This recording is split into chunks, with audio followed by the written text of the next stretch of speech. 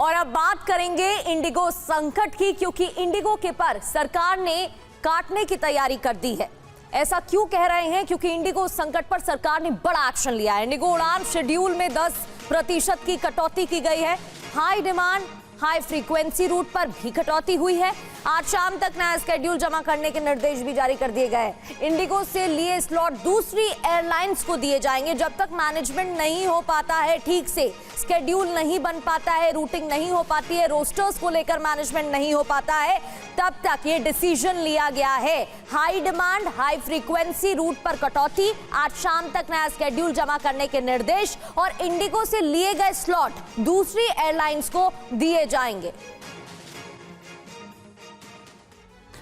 तो आप देखिए, इंडिगो का जो संकट आया, इसके बाद हजारों की संख्या में यात्री परेशान हो रहे हैं और इस पर सरकार ने सख्ती की है। इंडिगो पर एक्शन लिया गया, इंडिगो के पर कतरे गए। मनमानी पर सरकारी चोट क्या हुई, एक्शन क्या लिया गया? नंबर 1, इंडिगो एयरलाइंस की 10% जो फ्लाइट्स है उसमें कटौती की गई, यानी कि 10% जो ऑपरेशन है वो कम कर दिया गया है। हाई डिमांड हाई फ्रीक्वेंसी वाले जो रूट्स हैं, खास तौर पर वहां पर यह एक्शन लिया गया है, क्योंकि यहां हम देख रहे थे कि बहुत कियोस्क की सिचुएशन एयरपोर्ट्स पर भी नजर आ रही है।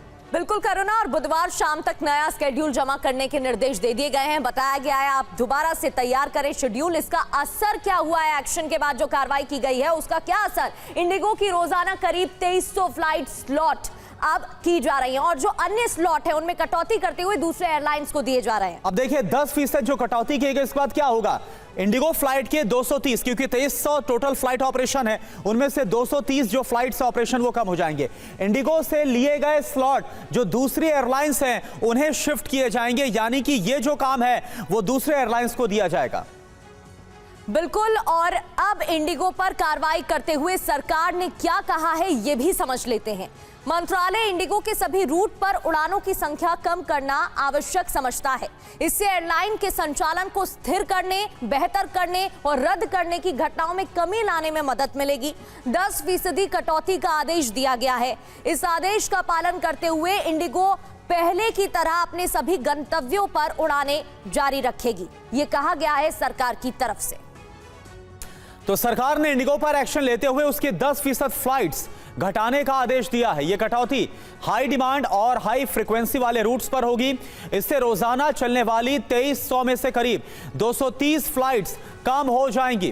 केंद्र ने मौजूदा हालात की जांच के लिए 10 बड़े एयरपोर्ट पर सीनियर अधिकारियों को तैनात किया है।